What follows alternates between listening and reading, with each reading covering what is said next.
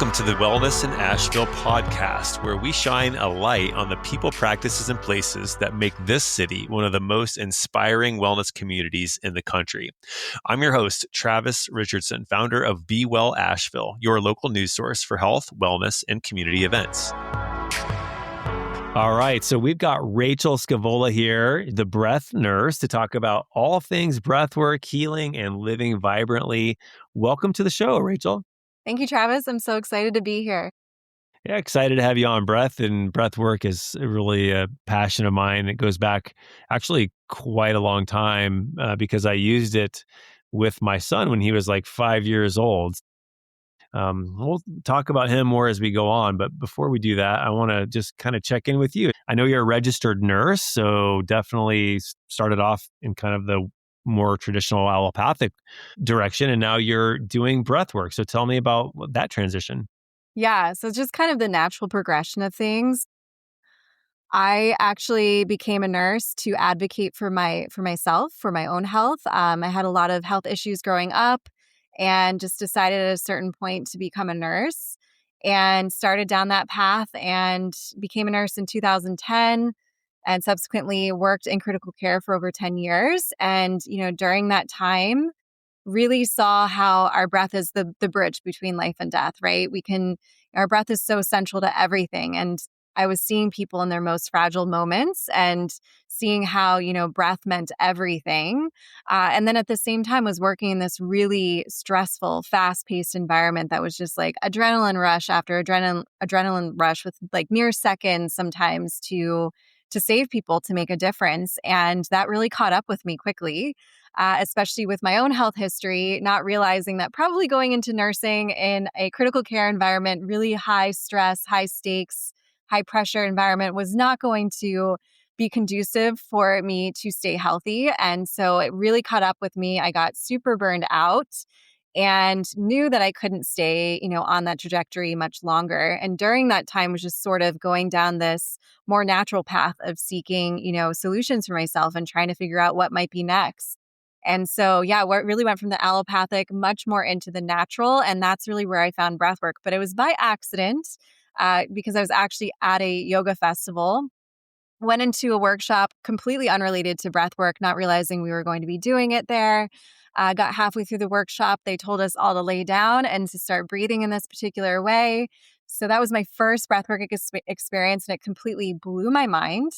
I came out of that experience just like, wow, this is what normal feels like. This is how I'm supposed to feel on a regular basis. And I've never felt this way before. And so that just really, turned me on to it. And I ended up going into another workshop that was specifically for breathwork, did breathwork again, and just essentially blasted off into space. We can get into all that, but it was what I needed because it woke me up to just how disconnected I was to myself and my body, and how much I was ignoring the issue behind especially needing to leave my career and how much it was affecting my health. And so it's been this deep dive for me ever since. It turned into this true passion. I really sought it out as much as possible. And it really, really helped me just gain the clarity, number one, to really know like this is absolutely like no matter what, no matter how good of a nurse I am, no matter how much I'm needed, I need to walk away from this.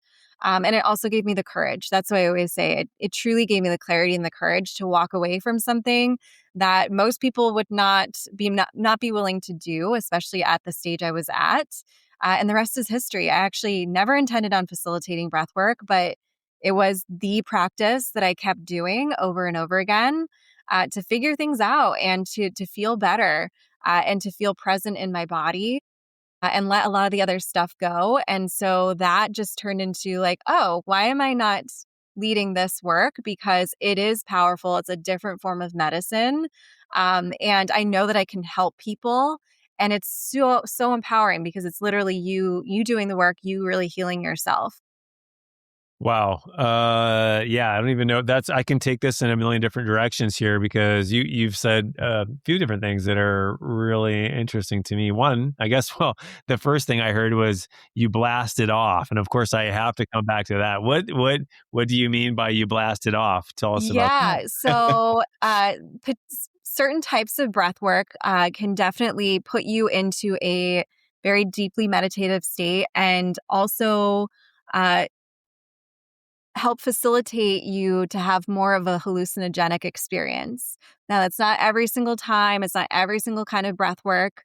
But in this case, I had just done about a half hour of breath work before going into this other workshop with, oh my goodness, like maybe 30 minutes of recovery time in between. And then I laid down and did about another 45 minutes. So that was, combined, that's a pretty long session. So, this is why we say, breath work is really powerful. And they think that what it actually does is releases DMT from your brain, which facilitates this more hallucinogenic experience, very similar to plant medicine. So when I say blasted off, it was like, I wouldn't say that I hallucinated, so to speak, but I saw a lot of colors, maybe a lot of shapes, and I just felt like I was floating out in the universe. I thought it was the best feeling ever. It's a lot of people even tell me they have similar experiences to this, and they're like, I didn't want to come back. And I completely know what they're saying because I'm like, I didn't want to come back either.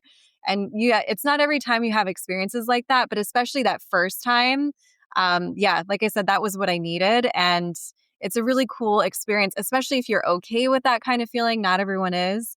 But yeah, I was just at that point like, wow, I'm feeling something different. And that's all that I cared about. Yeah, totally. I had an experience in Costa Rica at a retreat recently where it was a group. The practitioner she did something with somatic breath work. She had her own style of basically this kind of breathing, and it was a rapid, kind of probably induced carbon dioxide injections into the bloodstream. But the interesting thing is she paired it with music, and there was guided facilitation. There was a bit of touch and a bit of touch and meaning she had practitioners come around and like really be there for everyone's experience and knowing what to say when at different times. And it was such a beautiful thing. And I actually had I just started crying, super big releases happened. I was thinking about my dad who passed a couple years ago, and I just was like, oh my gosh. And I really didn't expect that. I knew I was going to do some breath work. I'm going to lay down. I'm going to do this. I'm going to feel something. But like it was, and I remember like tangibly, just viscerally grabbing on to paper, and I don't know. I had a notepad near me. I was grabbing it with my hand. I'm squeezing. I'm writhing. I'm crying. I'm just Yeah. doing this whole thing. I'm like, oh my gosh! If someone saw me right now, they think I'm dying. But that's the power of breath work. And so I just want to share that experience. And I know that might be a lot for a listener to absorb. So I want to go back to some basics here. Let's just go back to like, what is breath work and what is it not? Let's define that first. Yeah. And let's also say that your experience and my experience is not, that's not the experience you have every time. So I should say Right. every time you do breath work is different, but really breath work at its core is a self-care practice. It's intentional breathing. So deciding to breathe in a different way to really shift how you feel. And that's physically, mentally, emotionally, and spiritually, but it's not just deep breathing. I think a lot of people, first of all, there are thousands of different types of breath work. There's a lot of different breath work practices, everything from simple 4-7-8, 4-7-9 breathing, box breathing, all the way up to the more, transformational, holotropic, conscious connected, which is what you and I are talking about. Somatic breath work falls into that too. It's just another name that it was coined for. And it doesn't have to be woo-woo. I think a lot of people think it has to be this big, like woo-woo spiritual experience with this, big emotional release. And that's not always the case. And that's why I say that your breath is medicine, because you're always going to receive the dose you're meant to receive, meaning you are going to have the experience that's meant for you. And sometimes that means you are going to have this, big emotional cathartic release. And other times you're going to have more physical sensation. Maybe it's just that your mind finally got quiet. Or maybe you didn't feel a whole lot of anything. Maybe you were just kind of in the experience with your breath the whole time. And it was just really about presence. So, I think that there's a lot of misconceptions about what breath work is. Even just styles of breath work, but really our breath focuses on when we do breath work, we're really tapping into our nervous system, right? So nervous system is a super hot word right now, as it should be. We all have a nervous system. And we know that, how we breathe changes how we feel. And the easiest way to know that is think about how you're breathing when you're anxious or upset about something. And then think about how you breathe when you're falling asleep at night. Like it's so plain as day to me that like we really, the way we breathe, it's this cohesive relationship. So how we're feeling, the things going on in our life are going to show up in our breath. And then when we change how we breathe, we're going to change how we feel. So it really impacts our whole being. And there's no special equipment required. There's really no prior experience required. I feel that it's a super accessible practice for everyone, honestly. Maybe not every style is for everyone, but there is a type of breath work that every single person can do. And it's really meant to elevate your health and well-being. Well said. I have this, I was thinking while you were talking, I have this weird habit sometimes when I'm aware of my own breath, when I'm like kind of paying attention to myself, I will notice the breath in others more. And I'll always be like, oh my gosh, that person must be really stressed. Look at that chest go, like look at that thing just pumping and up and down. And I'm like, I just want to tap on, hey man, you okay? Yeah. And I say that because even with my partner too, I sometimes will watch and I observe that it feels like the level of consciousness. And I'm not saying she's unconscious. I'm just saying, because we're all part of this spectrum of there were moments in time when we're highly conscious, like you and I right now are highly tuned into each other. Our energy fields, everything are just really like tuned in because we're having a moment here. But there's other times we check out and we go totally unconscious. And if you watch somebody's breath, like let's say they're just watching TV, they're on their phone, and I've done this, and I will notice my partner's breath is just really like super fast. And I know it's because she's in a state of fight or flight, even though she's chilling, resting on the bed, watching, looking at her phone or whatever. Yeah. And interesting, right? Yeah, it's interesting, but it also makes so much sense to me, because again, our breath being directly connected to the state of our nervous system and our well-being, what are we looking at on our phones? What are we watching? Especially it's like when someone is reading about current events, right? The things going on in the world, you are more likely to look at them and see that they're breathing really rapidly and shallow. And that's just, again, it's this reflection. This is why in the breathwork space, we say that your breath is a mirror for your life. And so, yeah, I mean, we're all in this world. We're all taking in all this stimulation and this information, and it's reflected back into our breath. And so breathwork is really about changing that so that we can better show up, so we can better manage our energy, manage, our thoughts, manage the way that we feel on a regular basis. Um, Rather than letting those things like really overwhelm us and leave us in this state of overwhelm and frazzle all the time. Yeah, and using breath is sort of like a measure for how well you're doing, maybe even. And we'll talk here in a second about wellness and how it's related to it as a practice, because I think it's important. But I want to mention Dr. Buteyko, who is a Russian physiologist, I believe, and if I could put him in the show notes because he's a really fascinating guy. Not a lot of people know about him. There are some that mention him, but he had this idea of a control pause. And essentially he said, look, the measure of health is how long you can take a breath, inhale, exhale, and on the exhale, just naturally breathe out and sort of like see how long it is before you need to take another breath. Very simple.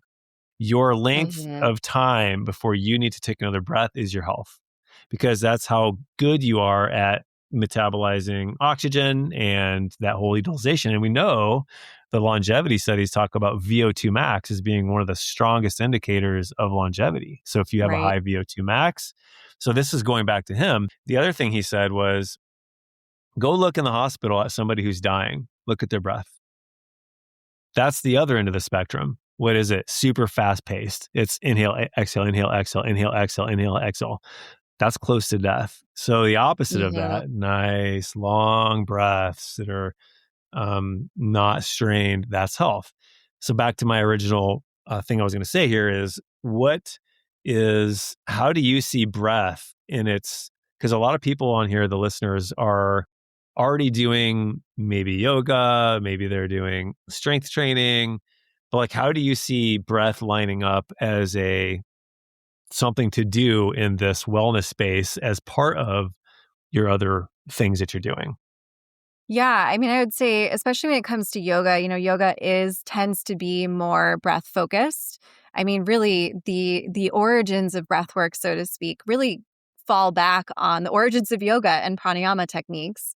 And so I definitely want to, give credit to where we first really discovered that changing our breath also changes how we feel. But a lot of times too, even in those classes or even in strength training, maybe you're breathing a specific way, but with breath work, it's for me, it's a whole person approach, right? So when you're in the gym and you're working out, it's about your physical health. Yoga can be physical and mental. It can be kind of everything too.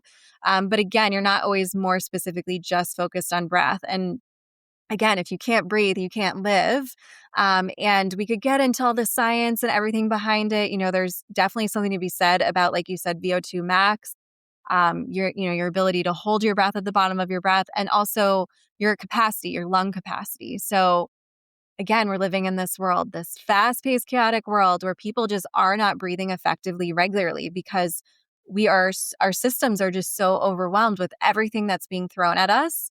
And so we are typically just breathing up here in our chests, very shallow, and not taking these nice, deep, calm breaths that we should be taking, that we would be taking if it were really any other time that we were living in. And so breath work, actually putting the focus back on our breath and, for a set period of time, breathing in a very different way also helps strengthen the muscles of our lungs that help us breathe. It helps increase our lung capacity so that we're breathing better all the time rather than just during these sessions. We're actually strengthening our lungs. And that also then bleeds into all of our other activities, right? So if we do breath work for, all of the whole person benefits, but then we go and we work out at the gym, we're going to breathe better at the gym because we're practicing this, doing this other practice of breath work to really strengthen our lungs over time. So it's like very focused. And to me, it's like preventative medicine. It's kind of just like brushing your teeth or even like going to the gym. It helps us keep our stress levels lower. It helps us boost our focus, our creativity, our energy, and really just allows for us to have these more extended periods of well-being, rather than just like, turning to something when things start to go wrong. Like, I think that's also another misconception about breathwork is like, oh, I have to wait till I'm burned out or something's going on in my life and I'm having a hard time to do it. Like, that's absolutely not true. It's actually so much more effective when we go into it and do it more preventatively. And I think I have a very unique belief about breathwork too, in the sense that I don't think you have to do it every day or even necessarily every week. I think it's meant to be there for you to tap into it when you need it. But again, it doesn't have to be during the time when, things are just bad. Sometimes you just want to do it to really amplify your capacity overall, not just your lung capacity. Here's something that I've always found to be true. I've been working out and doing health things for like since I was literally 8 years old. I've found that anytime I learn something new, like let's say I go learn about breath work, or I go learn yoga, or I go learn martial arts, whatever it might be, it's not the moments where I'm in the learning session. Let's say I do breath work once a week and I go do a session. It's when I remember to do the breath work during the course of my day as many times as possible to check back in with myself that I feel like is the most beneficial aspect of it. Hmm. Yoga. It's great to do yoga. Go do it 2-3 times a week, whatever, some people do it 5 times a week. But man, it feels really good to just stand up and stretch when you're at the computer, right? Yes. Yes. And I feel like that's a lot with kind of like what you're saying with breath work.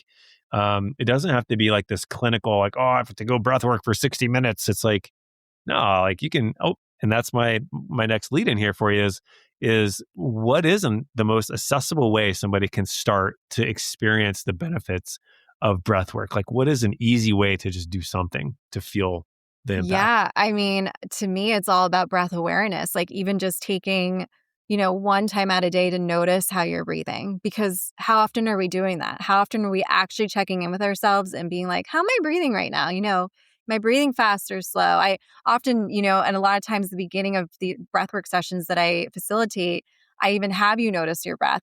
How fast or how slow are you breathing? How deep or how shallow? What is, like the texture of your breath? Is your breath really smooth, or are you breathing really choppy?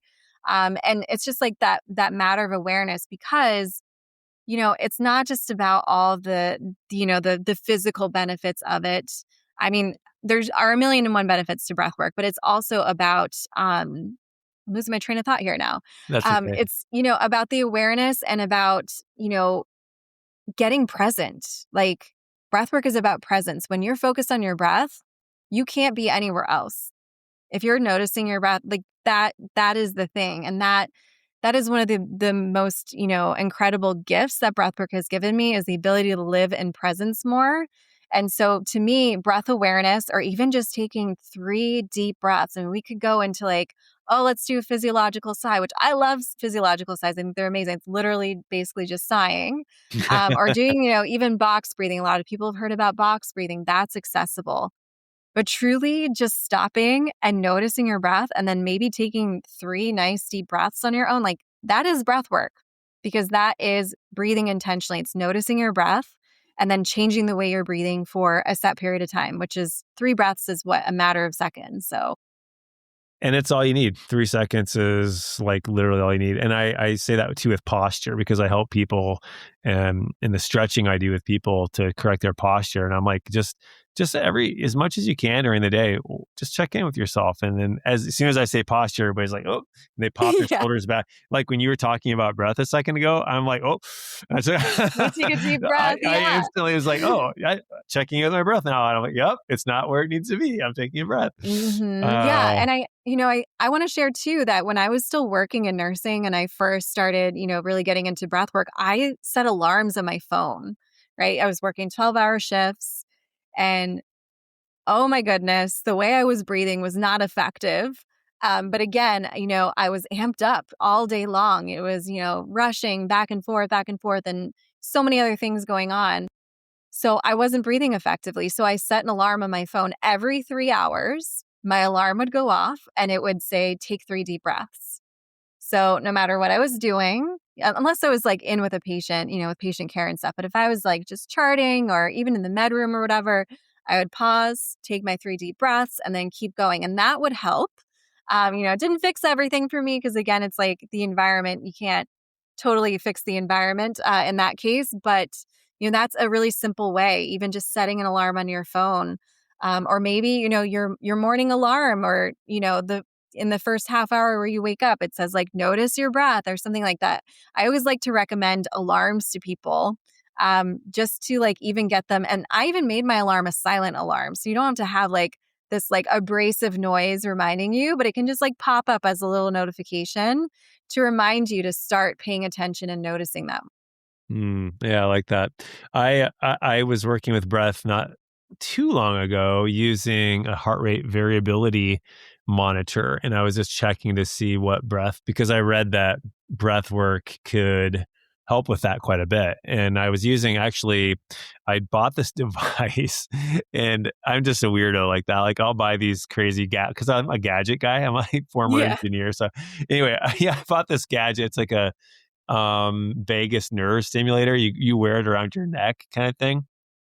And it like vibrates, and it like supposed to, increase your heart rate variability. And for those listeners that don't know that, just the more variability, basically the better you are at able, to respond to stress, is pretty much what that is. Anyways, it didn't do very much. Let's just say that. So I kind of wasted some money on it, in my opinion. And so then I'm like, well, how does breath do? And I'm like, holy cow, doing breath work immediately, like provide, like within 2 to 3 breaths, totally outdid that stupid device by a lot. It wasn't even close. I was blown away at how powerful my breath was on my heart rate variability. No device, I don't care what hmm device is out there, I don't think there's one that even can come close to breath. So With that said, tell me about some of the other transformative benefits around breathwork. Like, what are the possibilities for people? Because we all know that if you do strength training, you're going to get toned and muscles and whatnot. But what can you get with breathwork? Well, what you just shared is really just sharing about how like it doesn't have to be complicated. Like our breath is simple and it's something that is free and accessible to us all the time. And yeah, I mean, one of the things that really lights me up is just hearing about how breathwork is changing my clients' lives. So, everything from succeeding in their businesses, having more confidence and clarity, having the clarity and the courage to set more boundaries in their lives so that they live better. But even down to like, hey, I've lived with anxiety my entire life. And I just thought that that's how life is, to doing breath work for a while and then literally not living with anxiety anymore. It's so, I mean, so like, yeah, reduce anxiety, reduce stress, emotional release, clarity, increased creativity, you know, of course, the presence part of it, connection. I mean, I really think a lot of it comes down to just being more connected to yourself, right? Like we live in this world, again, so much is going on. We're really disconnected from ourselves, from others, from nature. And so breath work really puts us back in a place where we're reconnected to ourselves. And that in turn turns into like noticing our connections with others and noticing our connection with nature. And I am very much attuned with that so much more so now, which is why I say it's so simple. It takes us, it's so natural, and it can help with pain. I mean, there's like a million and one things. Some people get off their pain medications. Some people get off their anxiety and medications, antidepressants. But it can also help us navigate, any life challenge that we're going through, just deal with everyday stressors and tension. Again, help us feel more present, more grounded. I mean, I could go through the whole list, but I feel like there's almost nothing breath work can't do for you. It really just ultimately helps you feel lighter, and it helps you feel calmer and more alive and more open and receptive to all the, beautiful things in life. And it helps us deal with the uncomfortable stuff too. So I feel like we should get into that a little bit, just because, Mm. a lot of times people are like afraid of breath work. And yeah, certain types of breath work can be a little bit uncomfortable. But I always say, like, well, life is super uncomfortable. Like, none of us are getting away without having stuff going on in our lives. And so it helps us really tap into our innate resilience and our innate ability to heal, so that we are able to handle the stuff that's going on in our lives more easily. So it's not as uncomfortable anymore. It actually feels a lot easier to go through stuff and move through it and actually move on from stuff, rather than necessarily, like holding on for dear life and really ruminating on things. We all have a history. We all have a past. We're all carrying, the DNA from our ancestors too, and that affects, who we are and how our health is. But it's not the be all end all. I think that we have so much focus on genetics these days, and that's great. We should definitely be talking about it. But at the end of the day, our lifestyle and our environment matters so much more. And that's not really being talked about, because there's a lot in the environments that are toxic, right? And there's a lot about our lifestyles, especially in the United States, I think that, isn't necessarily healthy for us. Mm. Yeah, that's really I'm really a big proponent for systemic solutions like breath work to problems that are big, because it, like you just outlined a million different ways that that the Yes. breath impacts health, but way beyond with the physiological, like just quote unquote health benefits. But you just talked about mental, emotional, spiritual. This is the other side that is really missing in a lot of ways, because you can't yeah, like, you change your diet and you're in a relationship you don't like, your diet's not going to help with that. If you are working out and you're really toned, but you have constant stress and anxiety while you're at work, that workout doesn't really help that much with that. But when we talk about breath, this is the other part of it that does help with those kinds of things. And I think one other thing I wanted to check in with you is sleep, because we talk about stress and anxiety, but sleep is huge. Tons of sleep issues. Oh, yeah. I have to imagine that breath work before bed or somewhere around there probably is going to be go a long ways for sleep. Definitely, because again, you're tapping directly into your nervous system, which your nervous system is responsible for all the functions in your body, but especially for falling asleep. And you cannot fall asleep if you're in this state of survival, right? Fight or flight. And so if you use breath work before bed to get into a calmer state, it's so much easier to fall asleep. And look, if your sleep isn't right, there's no way you're going to stay healthy. And I don't mean that to like freak people out or anything, but it's just the truth of the matter. We need to sleep and we need to sleep well. And, I think one of the biggest issues that we have as, humanity is that our sleep is really off now. We used to be so much more connected to the natural rhythms, our circadian rhythm, the cycles of nature. And, that's what we based our sleep on. And now we have all this technology, right? We have got our phones, we've got all the screens, we, have all this artificial lighting, and it's really messing with our health. And I think it's nice to see that a lot more people are talking about it now, but I think that it's not emphasized enough, and it's definitely not spoken about, in, Western medicine for the most part. Your doctor's not necessarily going to ask you about your screen time and all of that, but that's a big factor too. But yeah, breath comes into that. I mean, you are breathing, 20, 25,000 times a day. To me, that's that many opportunities to actually change how you're feeling, how you're living, how you're showing up in the world. Okay, so you talk about moving away from diagnosis. Tell me more about what that means.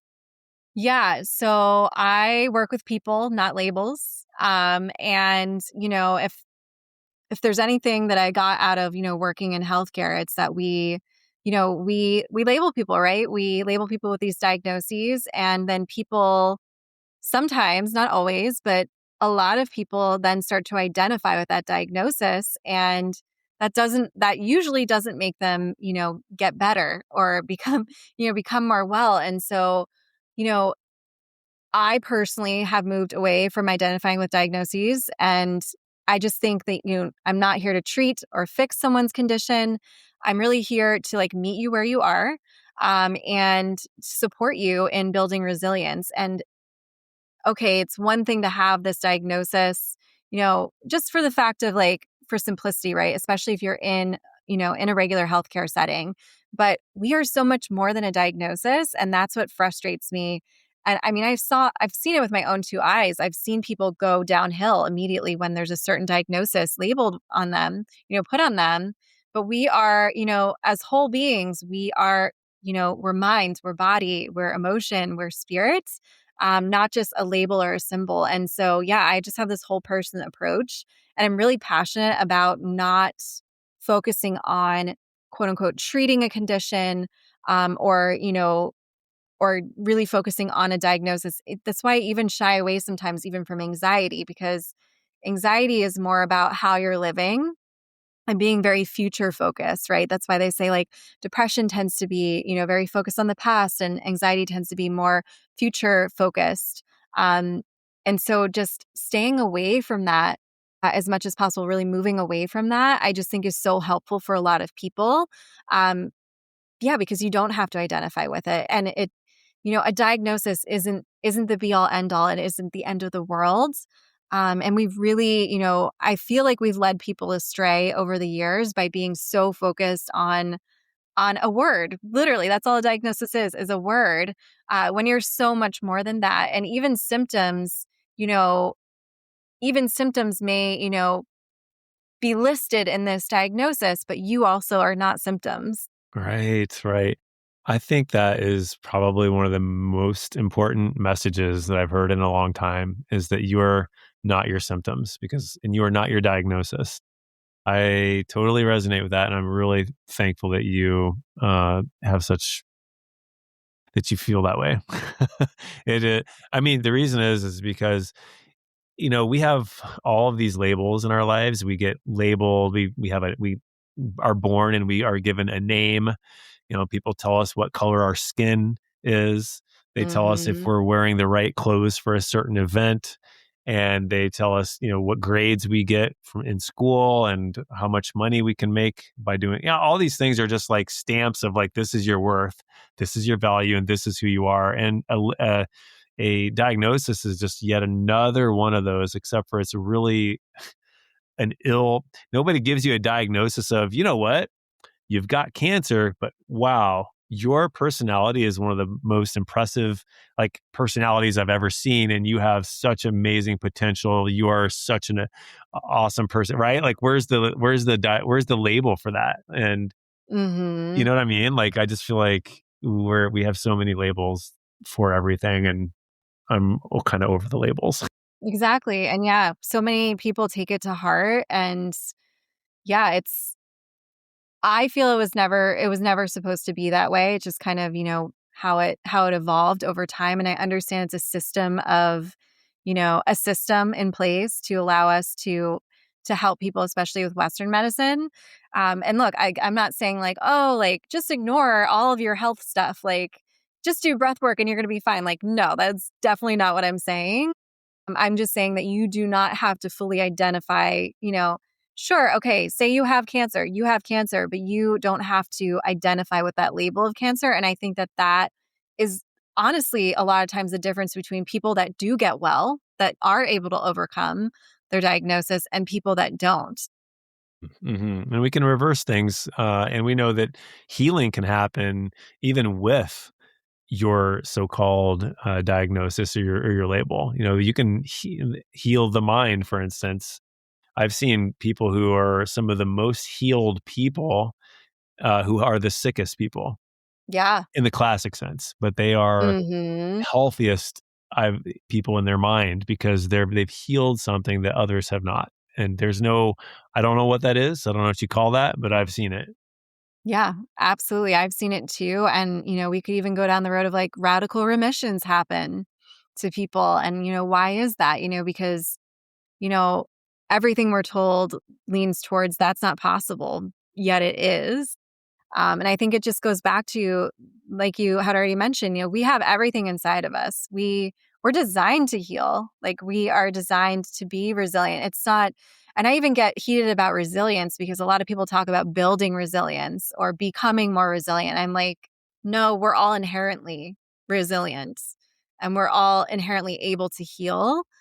We are just told otherwise. And, there's a lot of different in a lot of different areas we're being told that we don't have that ability, and it's so disempowering. And I do think to an extent it's on purpose.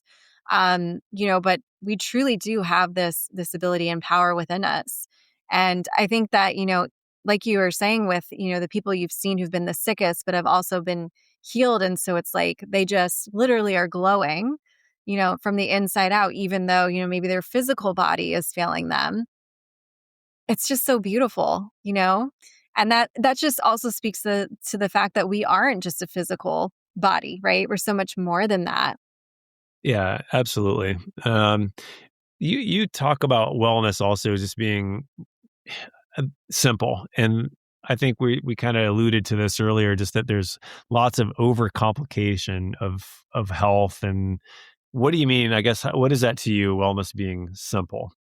Yeah, I mean, I think my own health journey, and without even getting into all of that, I have a really long health history and journey, which again is why I became a nurse. I have learned that the more simple you make it, the better you get, the healthier you get.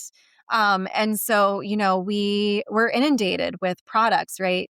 Everything from, prescription medications to supplements, nutritional everything, for all these protein powders and all these gadgets and like the next greatest thing. And I just don't feel that most of us need to go that route. Sure, sometimes some things are helpful. Yes, we need to like be making sure we get enough protein. But just breaking it down to the simple things. One, breath, how you're breathing. Two, sleep, light, your exposure to natural light, your exposure to artificial light, the water you're drinking, the air that you're breathing, the food that you're consuming. It is so much simpler than we're led to believe. And it's, again, we live in a capitalistic society. So it's a lot of it's about like selling products and, the consumer and making sure you continue to consume. But it's so much simpler than that. Like it just is. And if you start to kind of walk that path and go down that path, you really start to realize, yeah, just how easy it can be and how freeing it is. And the fact that, we can control so much more than we think that we can. I think that we are often, again, disempowered by a lot, especially by a lot of different marketing messaging and things like that. But we have so much more control over how we feel and live our lives and the state of our health than we even realize. And most of it is about going back to basics. Right. If you look at the blue zones, the reason people live long isn't because they've identified the exact kind of creatine to take. Exactly. Oh, yeah. And we forgot to mention connection too, because especially with blue zones, Right. what a blue zone showed us, connection is Right. such key too. I think I read a study once saying that there was a strong correlate between how somebody checks out at a checkout, like in the grocery store. You go and you check out your groceries, the checkout Mhm. lane. If you're somebody who greets that person with a smile and like you say if you feel like that person, that stranger is community. If you feel that way, it is a strong predictor of longevity. And so that's really interesting, right? Because Yeah, I it believe that, speaks to that connection.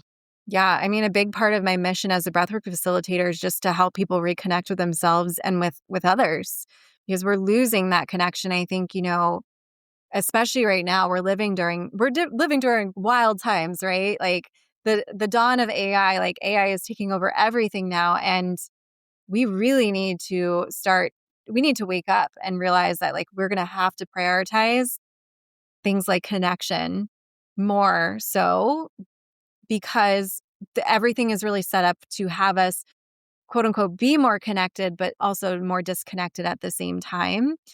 And that's not to say that there aren't, products or things that you need. Like when I talk about water and air, I mean, I think a lot of people honestly need air purifiers in their home, and they need to filter their water because, their water supply, especially if they're on, city water, is not good for them. But then there's a lot of other things that we're being sold that are really not moving the needle, kind of like how you were describing the vagus nerve stimulator. It's like I'm actually fascinated by that too, and I'd love to try something like that. But yeah, I mean, you are literally accessing your vagus nerve when you're doing breath work. So it's like, why do you need a gadget? hmm Yeah, the marketing gets ahead of the science on a lot of these things. And that's true of so many things in our culture. The marketing always leaps out ahead, and we're all like, oh my gosh, look at the new shiny object. And so there is this. I was listening to a podcast recently, and there was this woman on there. She was a really big time president of some organization around wellness, and she was doing a wellness trends report for 2024 and looking ahead. One of the things that she noted was there was this divergence and this polarization between in the wellness space going toward high tech, like in the longevity space. There's all of these new gadgets, some continuous glucose monitors, and everybody's wearing them, and all these things that cost a lot of money, and not everybody can afford, to be honest. And then the other side was this. The opposite was to retreat back to primitive kind of wellness concepts like breathing, for instance, grounding, earthing, going and visiting places that are in nature and spending lots of time there, doing that with others. And so it's an interesting thing because she basically said, as we become more polarized politically and just as a culture, the same is happening in wellness, and it has to do with money. And so there's like this really interesting split. Now, which leads me to the next question for you, because I think that you represent part of the softer side of this, which is the retreat back to nature, retreat back to primitive wellness. Things like breathing have, well, kind of done them forever. So kind of lends itself to that. But the other part of that is doing things together and social wellness being a big trend. You also do social wellness because you do group retreats, right? Or you do group breathwork sessions. What Yeah. happens differently? Tell me about what happens different in a group because I think there's power there that is a little different than on individual one-on-ones. Tell me the difference. Yeah. So I host a lot of group events and I even facilitate retreats. And there's just like, there really is this unexplainable magic with groups. And it really has to do with energy, right? We're energetic beings. Whether or not you're a spiritual woo or not, we are made up of energy and our energy interacts with the energy of the person next to us. And so when you are put in a group together, whether you're people who know each other or even strangers, our energies are going to mesh. And it's especially powerful when we then all lay down and breathe intentionally and to with a specific intention in mind, which is why for all of my events and sessions, there is an intention behind why we're breathing. It's not just lay down and breathe like this, for 20 to 30 minutes and that's that. Like, no, there's a theme to it, right? So for example, I just had an event last night and that theme was really around this being a late summer reset. We are in August right now as we're recording this. And, we're starting to see sort of the subtle shifts in nature. Some of the colors are changing. Things aren't necessarily as vibrant. And we're all kind of feeling this pull of like, oh, I want to savor summer. I still want to do all the things, but I also am feeling like this pull to slow down and just like really settle down again. And so we really breathed into that intention. And that just makes it so much more powerful. We group experiences are, like you said, it's a way for us to connect. We need that. We are social beings. We are wired. We are wired to socialize. We are wired to be in community and to support one another. And there's no way around that. Sure, there are people who prefer to be alone, for their own reasons, but generally speaking, we are wired to be social beings. And I feel like I even want to take it a step further by just, pointing out that we are literally running off of ancient software. Like, if you want to think of our minds and our bodies as, something tech, then think of it as we're running off this ancient software. Our brain is this computer. And that is why these more primitive things like connection, being together in community, getting out in nature, breathing, focusing on our breathing, you know, being more focused on, natural light and going to bed, earlier after, soon after, it goes dark and all these things. This is why, those things are so effective for our health and why, more of the technology stuff, the gadget stuff is lagging a little bit because some of it's really cool. Don't get me wrong. And some of it can be really helpful, but it's not fulfilling our basic needs, which one of our big basic needs is really connection. Yeah, yeah, this is perfectly said. I once saw this blue zone diagram and it was hilarious because it really depicted the situation perfectly, which was there was this maze and it was like people in the blue zones and the maze was like easy to get out of. It was like one, two or three turns. It's like a meme, it's like health and like blue zones and like a person is like, oh, just do this, right? Because everything in the natural world, at least in the blue zones, is you work in the field, you come home, you have a natural dinner, it gets dark, you don't have, electricity, so you go to sleep and like you don't have to figure it out. And in the Western world, the maze is super calm. I mean, look at us right now. We're on it. We're having to do a podcast here because we need to reach people because the people are on phones. So we Yeah. have to do that. But then and so it makes it more complicated. And I feel like one thing I've not been doing really well is I need to be more intentional about taking time in nature and slowing down because it is so easy to think, oh, there's one more thing I could do for my website or my Instagram or whatever it might be. Always. There's always going to be another thing. Yeah. Well, this has been an amazing conversation. You're so smart at breath. Like you're like have so much wisdom. I really want to have more talks with you, I think. And I'd love to come to one of your group gatherings because I think there's lots of goodness in you and what you do. So tell the listeners how they can learn more about you, interact with you, and engage with you. Yeah. So one of the best ways is to just follow me on social media. I mainly only use Instagram right now. So my handle is The Breath Nurse. Very easy. And my website's also thebreathnurse.com. So it's easy to find me. I have events all around Asheville every month. It's usually one or two events. And typically there's one that's donation based and one that's a little bit more of an investment. Um, but yeah, the easiest ways are really just social media. You may see sometimes I have, ads out for events going on or some other people talking about me. But yeah, it's mainly, I work with clients privately too, in person and online, and I love that. But I really love the group events too, because of the fact that, we really need that connection.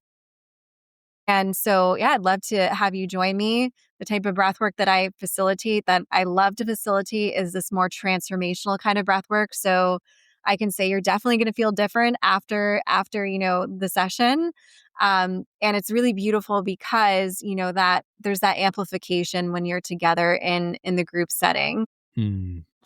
Wonderful. Well, I know I'm going to be looking for an event soon here. I know you have one scheduled at the Salt Cave, and maybe I don't know if if when this airs, if that event will be still going on, or if you will have one in the future. But let's hope that you have one there, because I love going there as well.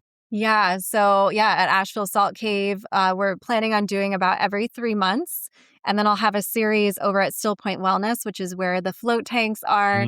That'll be Perfect. in November for 3 weeks. It'll be a 3-week series, 2-hour workshops each week, just to, help people kind of really feel the difference when it's more of a cumulative effect of like committing to doing breath work more than just, maybe once a month or whatever, just coming in and out a lot of the time, for you to really experience what I mean by when I say like it'll change your life, because it quite literally will. Especially if you commit to more of a practice for a period of time. That doesn't mean forever, you have to do it every week forever and ever. But yeah, especially if you're like trying to make some changes or not really sure what's going on, it's super helpful for those things. Awesome. Perfect. Perfect. Thank you. And I hope to see you at one of those events soon. Thank you so much. All right. Have a good one. Thanks, you too. Bye. Thank you for joining us on the Wellness in Asheville podcast, where we breathe deeply into the world of breathwork with the inspiring Rachele Scevola of The Breath Nurse. Her approach to healing and joy through breath is truly empowering. Head over to bewellasheville.com to discover more. Head over to bewellasheville.com to discover more local wellness gems and follow along for fresh episodes every week. Now pause, inhale deeply, and embrace the vitality within.